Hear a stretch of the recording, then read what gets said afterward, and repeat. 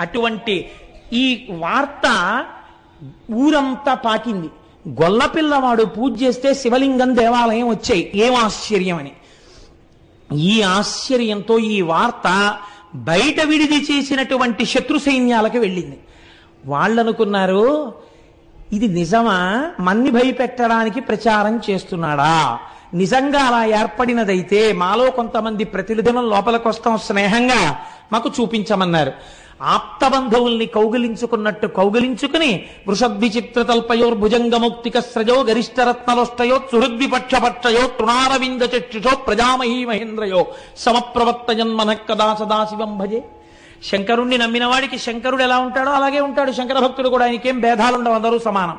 కనుక వాళ్ళని కౌగిలించుకుని లోపలికి తీసుకెళ్లి కూర్చోబెట్టి దేవాలయ దర్శనం చేయించాడు. ఒక గోపాల బాలుడు ఇంత భక్తి పరిపుష్టి కలిగినటువంటి వాడి రాజ్యంలో ఉంటే ఇంకా మిగిలిన వాళ్ళు ఎంతటి పరమ భక్తులో, మనమే లోపలికొచ్చి రాజు మీద చెయ్యి వేస్తే వాళ్ళు శంకరుణ్ణి హరహరా అని ప్రార్థన చేస్తే మన బతుకులేమవుతాయో, మన వంశాలేమవుతాయో, ఎందుకు వచ్చిన గొడవ, ఈ చంద్రసేనుడికి నమస్కారం చేసి మనం వెళ్ళిపోదామని రాజులందరూ వెనక్కి తిరిగి వెళ్ళిపోయారు. చంద్రసేనుడు హాయిగా రాజ్యం చేశాడు. ఈ రకంగా ఆ ఉజ్జయిని యందు మహాద్భుతమైనటువంటి దేవాలయము, మహాకాళేశ్వరుని యొక్క దేవాలయము ఆవిర్భవించింది. మీకు విచిత్రం ఏమిటో తెలుసా అండి? ఉజ్జయిని యందు ఒక చిత్రం ఉంది. సంవత్సరానికి ఒక్కసారి వర్షాకాలానికి ముందర పర్జన్యానుష్ఠానము అని చెప్పి ఒక అనుష్ఠానం చేస్తారు.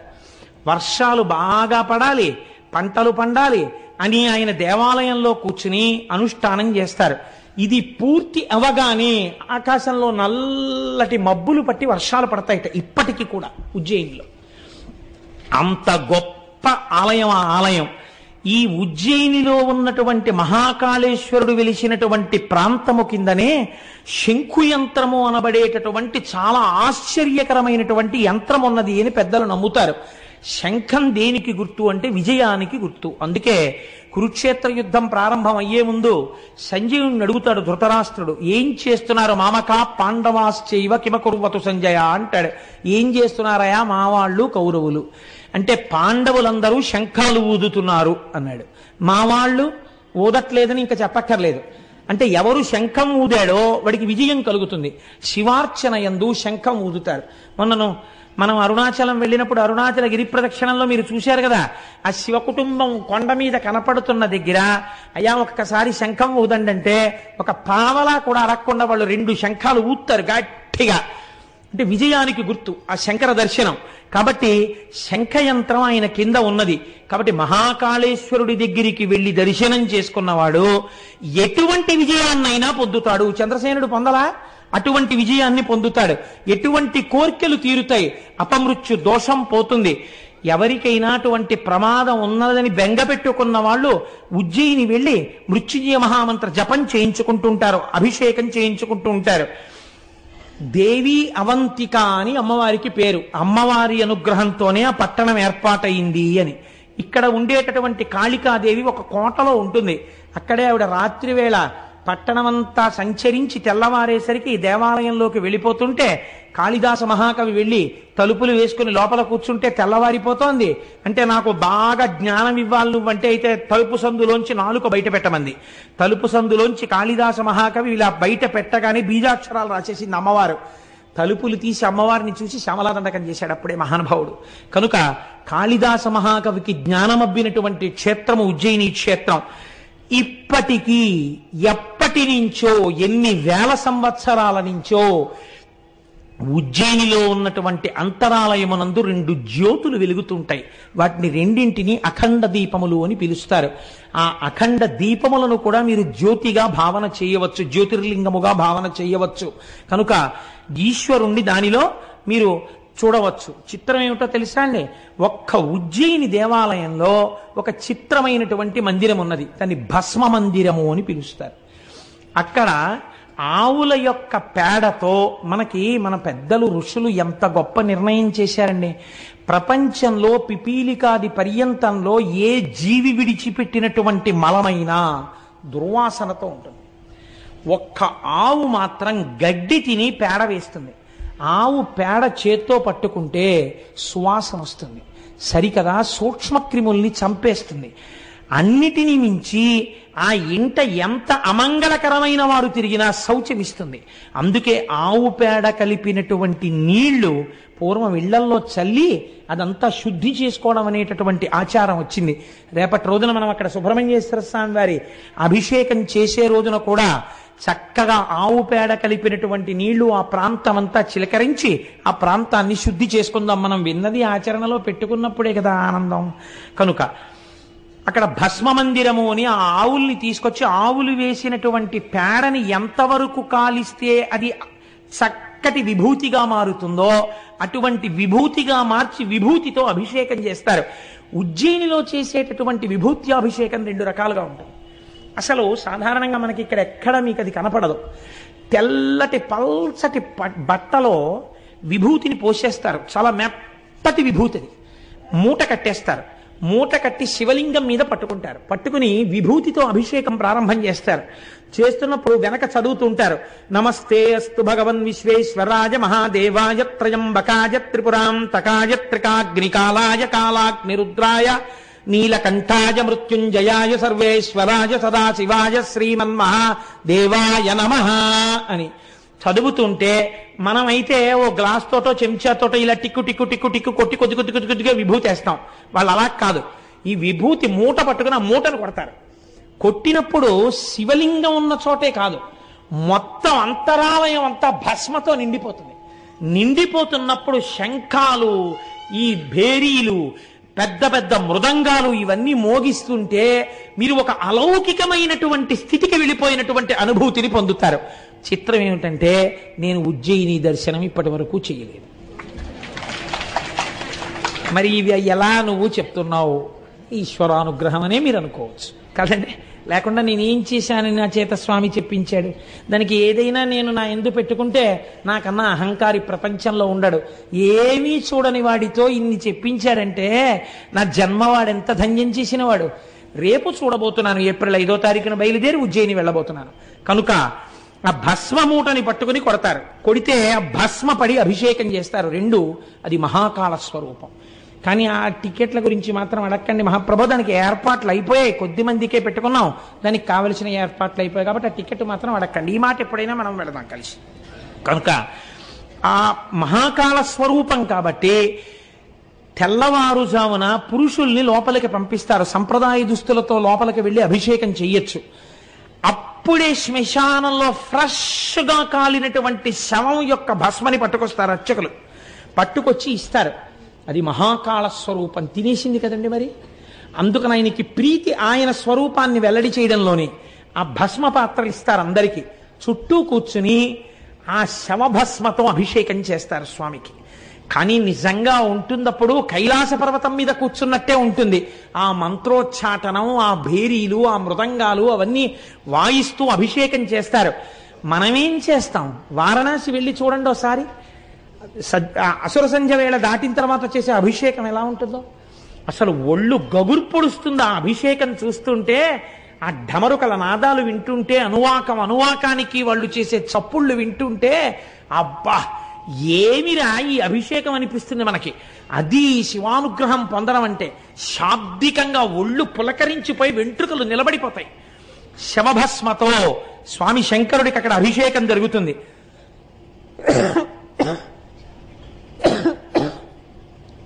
సాయంకాలం వేళలో, అసుర సంధ్య వేళలో మహాకాళేశ్వరుడికి చిత్ర విచిత్రమైన నీరాజనాలు ఎత్తుతారు. నక్షత్రహారతులు, కర్పూరహారతులు, జ్యోతిహారతులు, ఎన్ని రకాల హారతులు మంత్రోచ్చాటనాలతో ఎత్తి చూపిస్తుంటారు. దానికోసం ప్రత్యేక మహంతులు వస్తారు.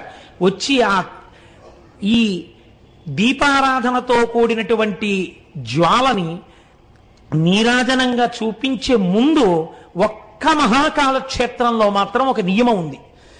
మహాకాళంలో ఉన్నటువంటి మహాకాళేశ్వరుడికి నీరాజనం ఎత్తడానికి ముందు అక్కడికి సమీపంలోనే ఇంకొక శివలింగం ఉంది. ఆ శివలింగం పేరేమిటో తెలుసా అండి? కోటేశ్వర మహాకాళుడు.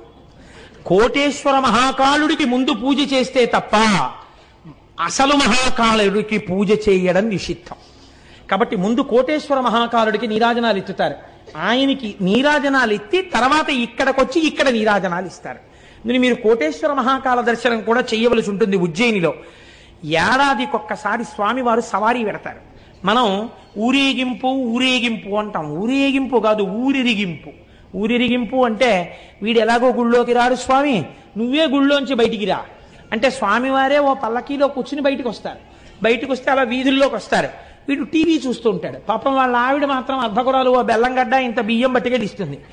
పట్టుకెళ్ళిస్తే స్వామి ఆ పల్లకీలోంచే ఇలా చూస్తారు. వాడు రాడు స్వామి, వాడు అలా సీరియల్స్ చూస్తుంటాడు. వాడి పేరు కోటేశ్వరరావు. వాడు అదిగో లోపల ఉన్నాడు. వాడి కిందటి ఏడాది ఏదో సంపాదించాడు, ఈ ఏడాది ఇంకా సంపాదించాడు. వాడికి అహంకారం, అలాగే కూర్చుంటాడు. నువ్వు వచ్చినా రాడు. పోన్లే నేనే వాడి ఇంటికి వచ్చాను, వాళ్ళ ఆవిడితో బియ్యం పంపాడుగా, తన నీరాజనం బుచ్చేసుకుని ఇంత బెల్లంగడ్డ ప్రసాదం అవి ఇచ్చి లోపలికి పంపిస్తాడు. రేపు పోనీ ఇదన్నా నోట్లో వేసుకోరా అని పంపిస్తాడు. ఈశ్వరుడు చాలా కారుణ్యమూర్తిగా బయటికి రావడానికి ఊరెరిగింపు, ఊరిని ఆయనకి ఎరిగింపు చేయడం. ఊరి వాళ్ళు లోపలికెళ్ళి ఆయనకి విజ్ఞాపన చేసుకోవడం కాదు, ఆయన కారుణ్యానికి పరాకాష్ట ఊరిరిగింపు. మహాకాలంలో సవారీ చేస్తాడు. సవారీ అంటే ఏమిటో తెలుసా అండి? చక్రవర్తి బయటికి వచ్చినట్టు బయటికి వస్తాడు. చక్రవర్తి బయటికి వచ్చినప్పుడు ఉజ్జయిని జిల్లా కలెక్టర్, ఉజ్జయిని జిల్లా పోలీస్ సూపరింటెండెంట్, ఉజ్జయిని నుంచి ఎన్నికైనటువంటి మంత్రి ఎవరైనా ఉంటే రాష్ట్ర కేబినెట్ లో మంత్రి, లేదా పరిపాలన చేసేటటువంటి మంత్రి ఎవరుంటారో, మనకైతే ఇక్కడ బహుశా రెవెన్యూ అడ్మినిస్ట్రేషన్ అయి ఉంటుంది, ఆ మంత్రి ఎవరుంటారో ఆ మంత్రి ఉజ్జయిని రావాలి. వచ్చి ప్రతి ఏటా సవారీ జరుగుతున్నప్పుడు స్వామివారి సవారీని మొయ్యాలి. వీళ్ళు ముగ్గురు తప్పకుండా మొయ్యాలి. ఉజ్జయినిలో కొన్ని వేల సంవత్సరాల నుంచి ఇదే ఆనవాయితీ. రాజులే పాలించనివ్వండి, ప్రజాస్వామ్యమే కానివ్వండి, వాళ్ళు వచ్చి ఆ పల్లకి పట్టుకుని స్వామిని సవారీ తీసుకెడతారు. శివరాత్రి నాడు ఆయన పెళ్లి కొడుకు అవుతాడు ఉజ్జయినిలో. అదో విచిత్రం. పుష్పకిరీటం పెట్టుకుంటాడు. పుష్పకిరీటం పెట్టుకుని పెళ్లి కొడుకు అవుతాడు. మహాశివరాత్రి వెళ్ళిపోయినటువంటి మర్నాడు ఈ అలంకారం అంతా తీసేసి భస్మాభిషేకం అందుకుంటాడు మళ్ళీ. అటువంటి సవారీ జరుగుతుంది. అక్కడే బలరామకృష్ణులు ఇద్దరూ సాందీపని మహాముని యొక్క ఆశ్రమంలో విద్యాభ్యాసం చేశారు. ఇన్ని రకాలుగా ఇంకా నేను ఆ ఉజ్జయిని గురించి చెప్తూ కూర్చుంటే ఇంకా నేను ఆ భోజకాళిదాసుల్ని ముట్టుకుంటే నా బలహీనత బయటకు వస్తుంది. కాబట్టి అటువైపుకు మనం వెళ్ళొద్దు, చాలు. కాళిదాస మహాకవి అనుగ్రహింపబడినటువంటి క్షేత్రం, అంత గొప్ప క్షేత్రమై ఆ ఉజ్జయిని అన్ని రకములుగా ప్రకాశించుచున్నది. అటువంటి ఉజ్జయిన్ మన భారతదేశంలో వెలిసినటువంటి స్వయంభూమూర్తి. ఒక్కసారైనా వెళ్ళి చక్కగా అక్కడ ఉండి ఆ శివలింగాల్ని, ఆ క్షేత్రాన్ని, ఇవన్నీ మనం దర్శనం చేసి రావలసి ఉంటుంది. కాబట్టి మనం ఇవాళ ఆ ఉజ్జయినిని దర్శనము చేసి దాటగలిగాం. ఇప్పుడు మనం ఉజ్జయిని నుంచి ఒక్కసారి అలా హిమాలయ పర్వత సానువుల మీద వెలిసినటువంటి కేదారలింగ దర్శనం చేసుకుని వీలైతే ఇవాళ పూర్తి చేసేద్దాం. ఎందుకంటే కనీసం రోజుకి 2, 3 చెప్పకపోతే నాకు గోపాలకృష్ణ గారి వాక్కు సత్యం అయిపోతుందేమోనో భయం పట్టుకుంది. ఇది ఏడాది అయిపోదు కదా ఈ శివమహాపురాణం, కొంతైనా చెప్తాను అసలు నేనని. అందుకని ఈ కేదారేశ్వర లింగం గురించి ఒక మాట చెప్తారు. మహాద్రిపార్శ్వే చతటే రమంతం సంపూజ్యమానం సతతం మునీంద్రైః సురాసురైర్యక్షమహోరగాద్యైః కేదారమీశం శివమీశమీడే. ఇది హిమాలయ పర్వతములలో వెలిసినటువంటి లింగము. నరనారాయణులిద్దరూ కూడా కారణము వలన సాక్షాత్తుగా ఈ భూమండలం మీద బదరీ క్షేత్రమునందు తపస్సు చేసినప్పుడు ద్యోతకమైనటువంటి శివలింగము. కేదారమునందున్నటువంటి శివలింగమును దర్శనము చేసినా, చేయడానికి వెడుతున్నప్పుడు మరణించినా మోక్షమే. ఇది చిత్రం. అయితే కేదారేశ్వర లింగాన్ని దర్శనం చేసేటప్పుడు మాత్రం ఒక నియమం ఉంది. ఆ నియమంతో దర్శనం చెయ్యాలి. ఆ నియమం లేకుండా మాత్రం దర్శనం చేయకూడదు. నాకు తెలిసి సాధారణంగా 195 మంది అసలు ఈ నియమాన్ని పాటించారు తెలియక. కానీ ఈశ్వరుడు క్షమిస్తాడని నేను అనుకుంటున్నాను ఏమిటి, నేను నమ్ముతున్నాను. చూడండి, ఎందుకు ఈ మాట నేను అంటున్నానంటే, ఒక్కొక్కసారి లోకంలో ఒక చిత్రమైనటువంటి పోకడ ఒకటి ఉంటుంది. మనకి కామక్రోధములు ఇవి పెద్ద విశేషం చెప్పేది ఉంటుందండి, ప్రతి వాళ్ళకి ఉండేవే. లోకము పట్ల మీరు క్రోధాన్ని పెంచుకున్నారనుకోండి, అది పతనహేతు అవుతుంది. నాకెవరి మీదో కోపం ఉందనుకోండి, ఆ కోపంతో ఉంటే తిరిగి జంతువులోకి వెళ్ళిపోతాడు మరణ సమయంలో ఆయన కానీ జ్ఞాపకం వస్తే. కాబట్టి క్రోధము అరిష్టహేతువు. కానీ భగవంతుని యొక్క ఆరాధన యందు క్రోధము విజృంభించింది అనుకోండి ఏదో కారణం చేత, చిత్రం ఏమిటో తెలుసా అండి, అది ఉన్నతికి మార్గాన్ని చూపించేస్తుంది. అదొక చిత్రమైన విషయం. ఆఖరికి క్రోధమైనా సరే ఈశ్వరారాధనతో ముడిపడింది అనుకోండి, ముడిపడితే అది అభ్యున్నతిని తీసుకొస్తుంది. మీకు నేను ఒక ఉదాహరణ చూపిస్తాను ఎందుకు అలా జరుగుతుందో. మనకి జంబుకేశ్వరం అని ఒక క్షేత్రం ఉంది, మీకు అందరికీ తెలుసు. ఆ జంబుకేశ్వరంలో జలలింగం, నీటి రూపంలో పరమాత్మ ఉంటారు కానీ అక్కడ తీర్థం ఇవ్వరు ఆ నీటిని, ఎప్పుడు నీరు ఉబుకుతూనే ఉంటుంది అక్కడ. అక్కడ జంబు మహర్షి తపస్సు చేశారు. ఒక నేరేడు చెట్టు, అలనేరేడు చెట్టు ఎన్ని లక్షల సంవత్సరాల నుంచి ఉందో ఎవ్వరికీ తెలియదు. ఆ నేరేడు చెట్టుకు ఒకసారి ప్రమాదం వచ్చింది. ఆ నేరేడు చెట్టు పైనుంచి ఎండిపోవడం మొదలెట్టింది. ఎన్ని పూజలు చేశారో, ఎన్ని ప్రార్థనలు చేశారో ఆగలేదు. ఎన్ని రకాలుగా పరిశీలించినా చెట్టు ఎండిపోయి ఎండిపోయి ఎండిపోయి ఎండిపోయి కొమ్మలు విరిగిపోయి ఆఖరికి భూమట్టంలో ఇంత బెరడు మిగిలింది. అసలు ఈ క్షేత్రమునకంతటికీ కూడా కదులుతున్న రూపంలో స్వామి ఈ నేరేడు చెట్టుగానే ఉన్నాడంటారు. ఈ చెట్టు చచ్చిపోయింది, ఏం ప్రమాదమో అని బెంగపెట్టుకున్నారు. మనకి కొన్ని కొన్ని క్షేత్రాల్లో చెట్టు రూపంలో ఈశ్వరుడు ఉంటాడు. అందుకే నమ వృక్షాయచ అని పిలుస్తుంది రుద్రాధ్యాయం. మీరు కంచి వెళ్ళారనుకోండి, ఒక మామిడి చెట్టు రూపంలో ఉంటాడు. మీరు మధ్యార్జునం వెళ్ళారనుకోండి, మధ్యార్జునం మద్ది చెట్టు రూపంలో ఉంటాడు. జంబుకేశ్వరం వెళ్ళారనుకోండి, నేరేడు చెట్టు రూపంలో ఉంటాడు. పైగా నేరేడు చెట్టు యొక్క మొదట ఒక ఏనుగు, ఒక సాలెపురుగు, ఒక శివలింగాన్ని పూజ చేస్తున్నటువంటి గుర్తులు ఉన్నాయి.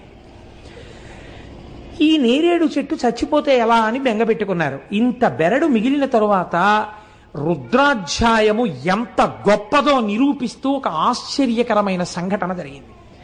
ఈ చెట్టు శివస్వరూపము కనుక ఇది చిగర్చడానికి మనం చేసిన ప్రయత్నాలన్నీ విఫలమైపోయాయి కనుక ఇప్పుడు మీరు దాని మీద పట్టుకెళ్ళి నెయ్యి, పాలు, పెరుగు, పళ్ళరసాలు అన్నీ కూడా పోసేశారనుకోండి, ఉన్న ముక్క కూడా కుళ్ళిపోతుంది కదండి.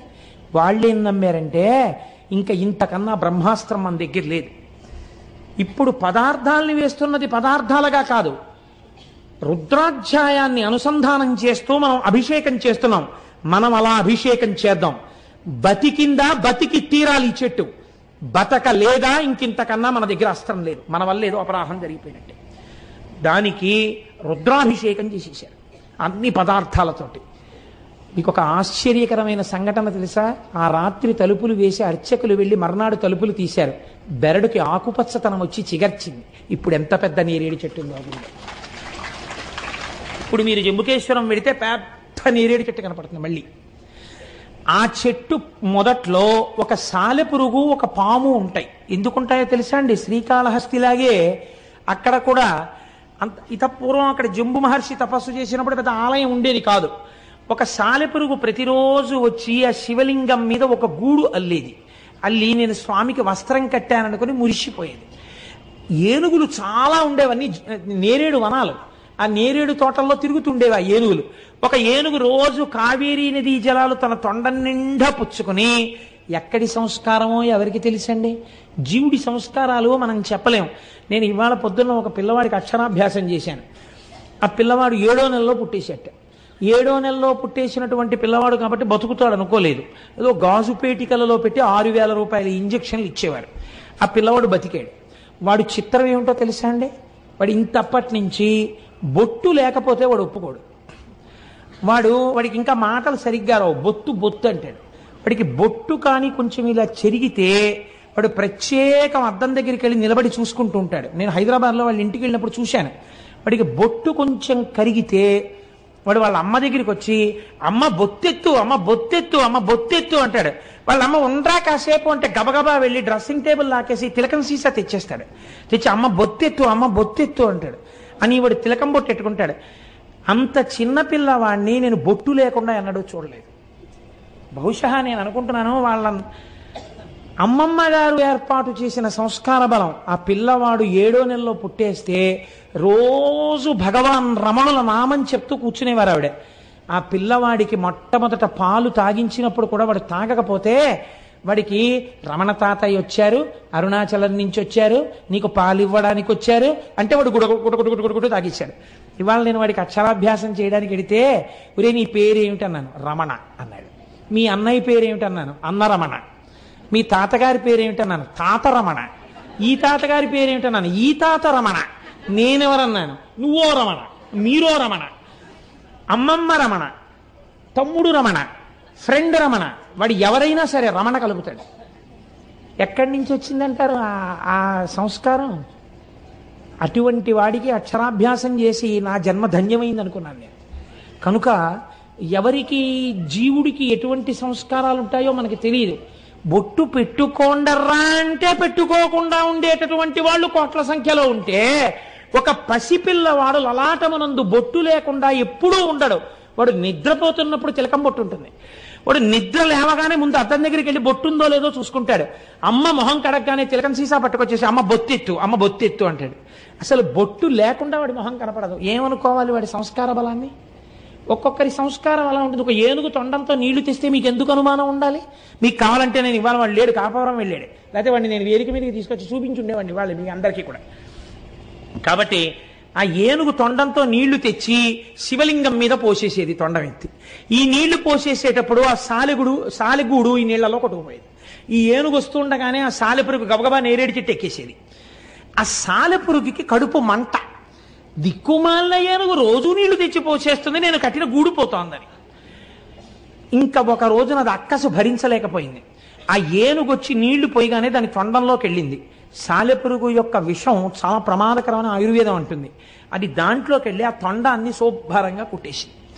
ఆ ఏనుగు తొండాన్ని బాదుకుని చచ్చిపోయింది. సాలెపురుగు కూడా నా కక్ష తీరిపోయింది అనుకుంటూ చచ్చిపోయింది. ఇద్దరూ చచ్చిపోయారు. కానీ శివార్చన యందు నాకు అడ్డొచ్చిన వాణ్ణి సంపాతల పారేశాననుకుంటూ చచ్చిపోయిన సాలెపురుగు క్రోధంతో చచ్చిపోయిందా లేదా? చచ్చిపోయింది. కానీ వచ్చే జన్మలో ఏమై పుట్టిందో తెలుసా అండి? ద్రవిడ దేశమునందు ఒక గొప్ప రాజై పుట్టింది. ఆయన పేరు కొచ్చంగ చోళుడు. కొచ్చంగ చోళుడు అంటే రక్తాక్ష చోళుడు అంటారు. కిరీటము తల మీద ఉన్నవాడు, ఎర్రని కన్నులున్నవాడు. ఈ కొచ్చంగ చోళుడు ఎన్ని శివాలయాలో దగ్గరగా 700 శివాలయాలని ఆయన పునర్నిర్మాణం చేశాడు. పూజాధికాలు జరిగేటట్టుగా 700 శివాలయాలకి చేసినప్పుడు ఇలా ఎవరైనా తమిళనాట దేవాలయాలకి సేవ చేస్తే వాళ్ళు దాన్ని తిరుపణి అని పిలుస్తూ ఉంటారు. ఈ కొచ్చంగ చోళుడు చేసినటువంటి ఈ సేవని మాత్రం వాళ్ళు యానయ్యారా తిరుప్పణి అని పిలిచేవారు. ఎందుకో తెలుసా అండి? 700 శివాలయాలు కట్టినప్పుడు కూడా పునర్నిర్మాణంలో ఆయన ఎందుకు అలా ప్లాన్ గీయించేవాడో తెలియదు. ఏనుగులు దూరని శివాలయాలు కట్టించాడు. ఆ ఊరికి ఏనుగు రాకపోయినా సరే ఏనుగు లోపలికి వెళ్ళలేదు, అలాంటి గుళ్ళు కట్టాడు. ఎక్కడిదో తెలుసా అండి క్రోధం? సాలెపురుగు. ఏనుగు వస్తుందేమో గుళ్ళోకని ఏనుగు రాని శివాలయాలు 700 కట్టాడు ఆయన. చూడండి, క్రోధం మిగిలిన వాళ్ళ మీద పెట్టుకుంటే పతనహేతు. అదే క్రోధం ఈశ్వరార్చన యందు పెట్టుకున్నవాడు 700 శివాలయాలు ఏనుగుల లోపలికి వెళ్లకుండా కట్టాడు. మీరు ఇప్పటికీ తిరువాణక్కోయిల్ అంటారు తమిళనాడులో. మీరు జంబుకేశ్వరం వెడితే జంబుకేశ్వరంలో శివాలయంలోకి ఇక్కడికి ఏనుగులు రావండి, చూశారా గుమ్మాలు ఎలా ఉంటాయో? ఏనుగు ఇందులోకి రాలేదు అని చెప్తారు వాళ్ళు. ఏనుగులు రాని గుళ్ళు కట్టిన వాళ్ళల్లో కొచ్చంగ చోళుడు ఒకడు. కొచ్చంగ చోళుడే కట్టాడు జంబుకేశ్వరం కూడా. కాబట్టి రక్షించిందా రక్షించదా? రక్షిస్తుంది. ఒక్కొక్కరికి అర్థం లేని మగ్గు పట్టు ఉంటుంది. ఆ పట్టు ఎందుకు చేస్తాడు వాడు అంటే మీరేం చెప్పలేరు. ఇవన్నీ మీరు మామూలుగా పురాణ కథని అలా చందమామ తిరిగి వేసినట్టు తిరగేసారనుకోండి, అబ్బెబ్బే they don't stand for the reason అండి. ఏమిటంటే ఈ కథలు అంటారు. కాదు, మీరు సమన్వయం చేసుకోవాలి చాలా జాగ్రత్తగా. ఋషులు అనవసరంగా చెప్పరు. దీని వెనక హేతువేది మీరు జాగ్రత్తగా సమన్వయం చేసి చదివితే మీకు అర్థం అవుతుంది. మీరు ఇవి నేను ఎందుకు చెప్తున్నానో తెలుసా అండి? మీరు కేదార దర్శనం చేసేటప్పుడు మీకు ఇవి స్ఫురణలోకి రావాలి. లేకపోతే అక్కడ ఒక గేది కింద పరిగెడుతుంటే పాండవులు పట్టుకున్నారండి, తోక ఊడిపోయి శివలింగం అయిందని నేను చెప్పాను అనుకోండి ఓ పద్యం. ఏమిటండి ఇది, తోక ఊడిపోయి శివలింగం అవడం ఏంటండి అంటారు మీరు. నేను దానికోసం ఈ నేపథ్యాన్ని వేస్తున్నాను. బాగా నాటుకోవాలన్నది నా తాపత్రయం. నాకేం చేతకపోయినా, నాకే లేకపోయినా.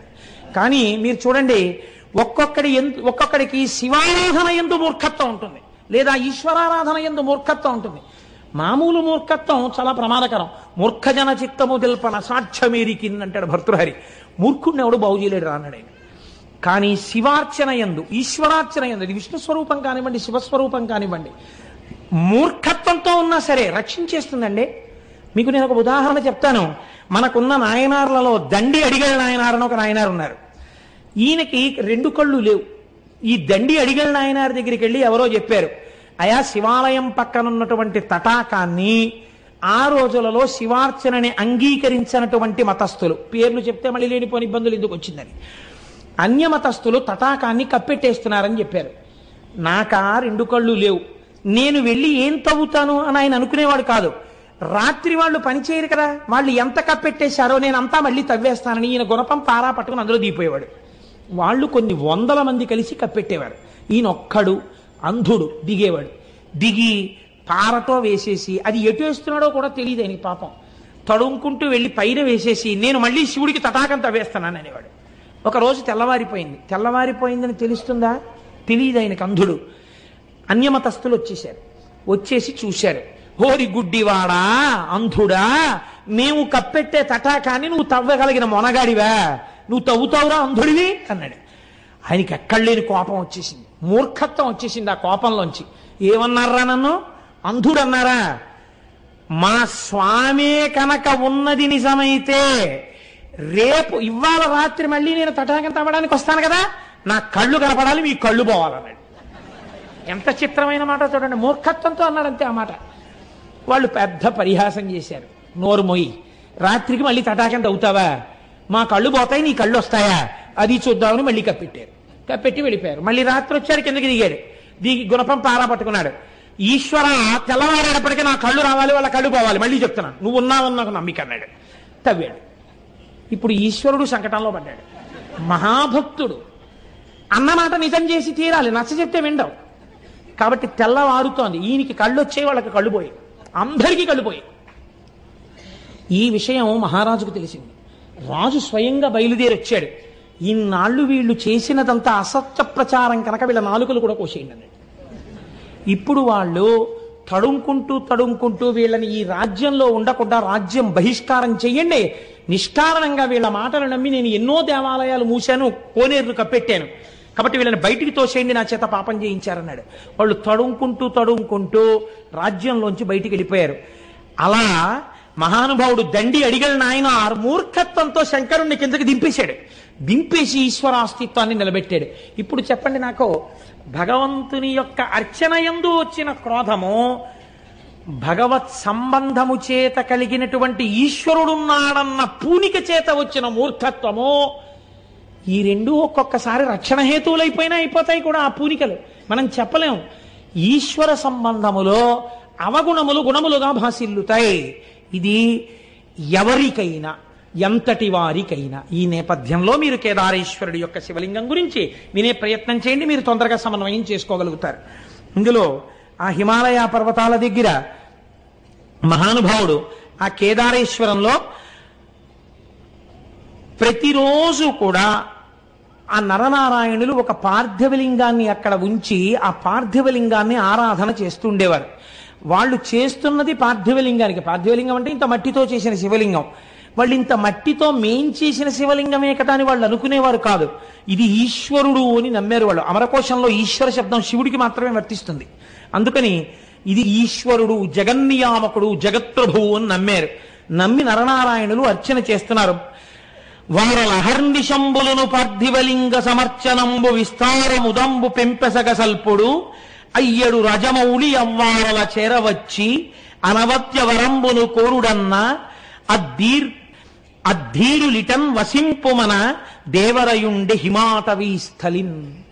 ఆ శివలింగంలోంచి పరమశివుడు ఆవిర్భవించి, మీరు చేసినటువంటి పూజకి నేను ఎంతో పొంగిపోయానయ్యా, ఇంత చల్లటి ప్రాంతంలో ఇంత తపస్సులో పార్థివలింగానికి ఇంత అర్చన చేశారు, మీకేం కావాలి కోరుకోమని అడిగారు.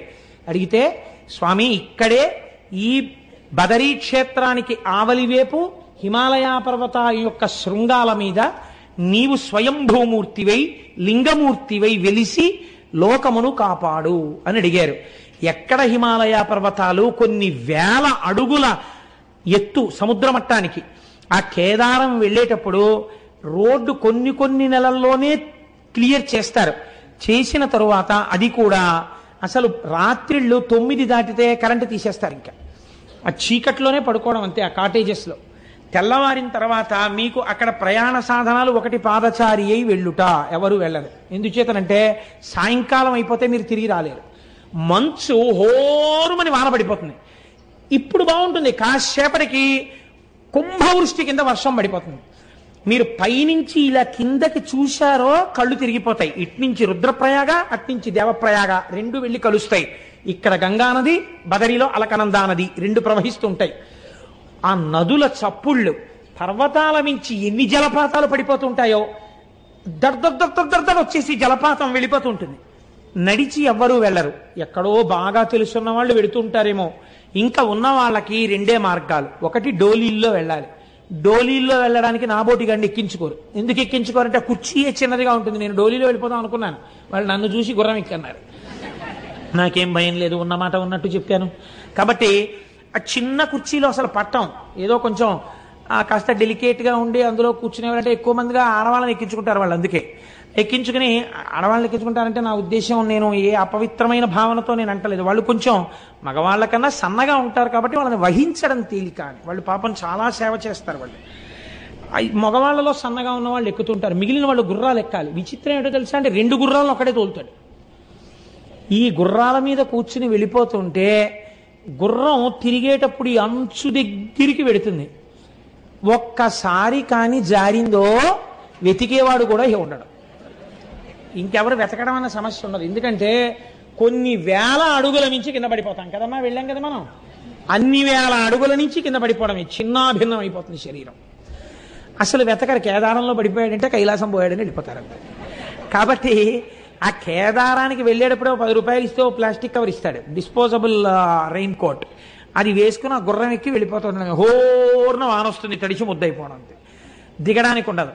కేదారం వెళ్ళి కేదారం నుంచి కిందకు వచ్చిన తర్వాత గుర్రం దిగిన వాడు నడుస్తుంటే అసలు వీడికి నడకొచ్చా అనిపిస్తుంది. ఇవన్నీ పుళ్ళైపోయి ఎంత నొప్పులు చేసేస్తాయో అలవాట్లేక ఆ గుర్రం మీద కదలికకి.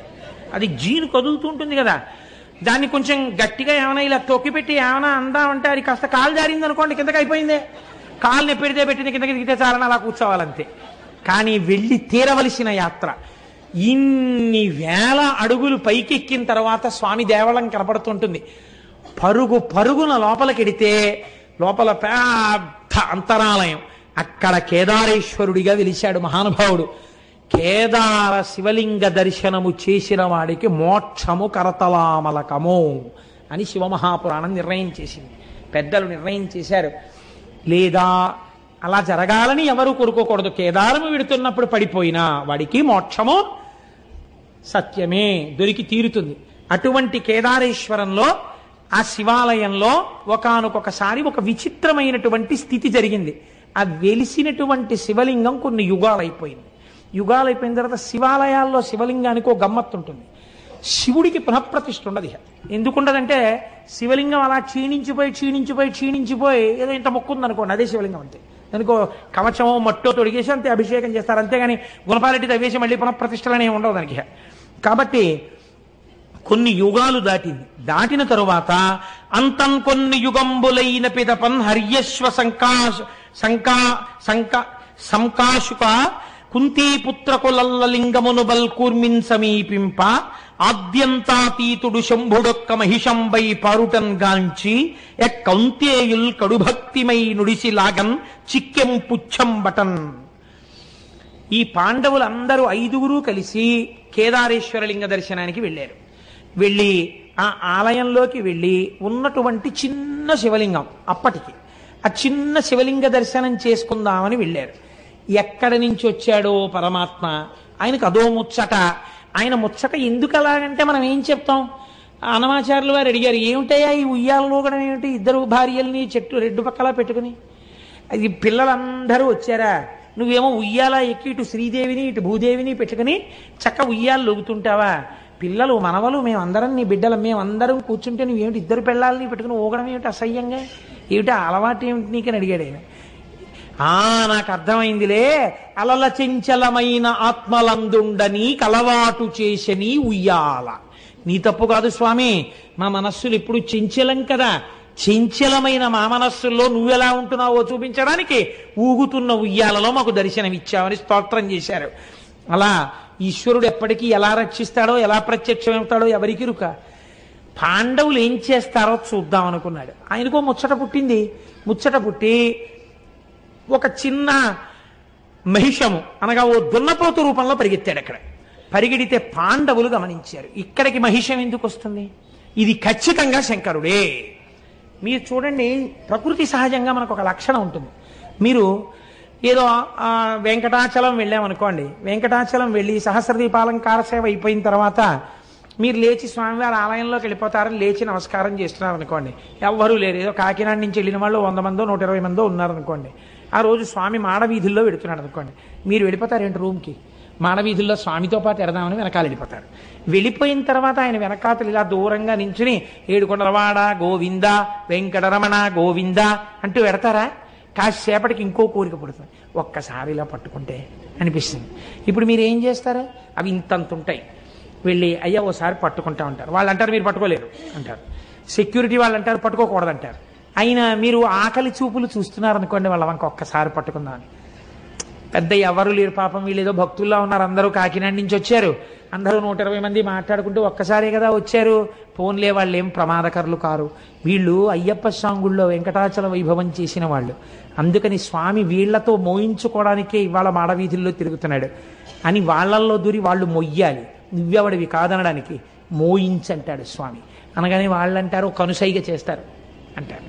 అంతే, మన వాళ్ళు 120 మంది పల్లకీ వాహకులే, మాడవీధులన్నీ మోసేస్తారు. ఇది యథార్థంగా జరిగింది మొన్న మేము వెంకటాచలంలో. ఏమ్మా జరిగిందా లేదా? 120 మంది స్వామిని మోసేసి, మా ప్రసాద్ బాబు గారు అయితే ఎన్ని మాటలు, కోటేశ్వరరావు గారు వెంకటాచలం వైభవం చేసినందుకు మాడవీధుల్లో స్వామిని మోసేశామండి, ఎవ్వరు లేరండి, మేమేనండి, వెంకటరమణ గోవింద, ఏడుకొండలవాడ గోవింద అంటూ తిరిగేశామండి అని ఎంత పొంగిపోయారో. కాబట్టి ఇప్పుడు ఏమైంది? మన ఆర్తి తీర్చడానికి పరమేశ్వరుడు వస్తే మీరు పట్టుకోకుండా ఊరుకుంటారేమిటి? పట్టుకుని తీరుతారు. మహిష రూపంలో వెడుతున్నా అంతటా ఈశ్వర దర్శనం చేశారు పాండవులు. ఆ లింగం మాత్రమే శివుడు అనుకోలేదు, అక్కడ వెడుతున్న మహిషమునందు కూడా శివుడే కనబడ్డారు వాళ్ళకి. ఇక్కడ పాదాలు పట్టుకోవడం కాదురా, మేం మహారాజులం, చక్రవర్తులం, కురుక్షేత్ర యుద్ధం చేసిన వాళ్ళం, తెగటార్చగలిగిన వాళ్ళం, కొన్ని కోట్ల మంది మీద అహంకరించడం కాదు. నా స్వామి దున్నపోతు రూపంలో వెళ్ళిపోతున్న ఇది శివుడే. అంతటా శివుణ్ణి చూడడం, కేదారంలో శివుణ్ణి చూశాకొచ్చింది వాళ్ళకి. కాబట్టి ఇప్పుడు దీని కాళ్ళు అట్టుకోవాలని ఆ మహిషం దగ్గరికి వెళ్ళారు. కాళ్ళు అందలేదేమంది, ఇది తోక అందింది. వాళ్ళు చాలు మా స్వామి తోక అందిందని గబగబ గబగబా ఈశ్వర స్వరూపంగా తోక పట్టుకున్నారు. వాళ్ళ భక్తికి మెచ్చుకున్నవాడై ఈశ్వరుడు తన పృచ్ఛభాగాన్ని అక్కడ విడిచిపెట్టి దాన్ని శివలింగంగా మార్చేశాడు. అదే ఇప్పుడు మనందరం దర్శనం చేస్తున్నటువంటి కేదారలింగం. కాబట్టి కేదారం వెళ్ళొచ్చాను అన్నవాడికి ఏం కనపడాలి? కనీసం అంతటా శివుణ్ణి చూడడం అభ్యాసంలోకి రావాలి. అంత పరమపావనమైనటువంటి క్షేత్రం కేదార క్షేత్రం. అక్కడే మనం ఎక్కుతున్నప్పుడే దూరంగా కైలాస దర్శనం అవుతుంటుంది. అదిగో కైలాసం కనపడుతోంది చూడండి అంటారు. ఆ మంచుకొండ చాలా విచిత్రంగా కైలాసంలాగే భాషిస్తుంటుంది. నిజంగా వర్షం ఆగి సూర్యకిరణాలు పడుతుంటే ఎంత అందంగా ఉంటుందో. నిజంగా కైలాసానికి సమీపానికి వెళ్ళి వచ్చినట్టే. కొందరేం నమ్ముతారంటే శంకర భగవత్పాదాచార్య స్వామి వారు అక్కడే తన సత్యదండాన్ని విడిచిపెట్టేశారు అని నమ్ముతారు. అక్కడ ఒక పెద్ద శంకరుల సత్యదండం యొక్క ఫోటో ఉంటుంది, అక్కడే ఒక చిన్న ఆలయం కూడా ఉంటుంది. కాబట్టి కేదారము అంత గొప్ప క్షేత్రము.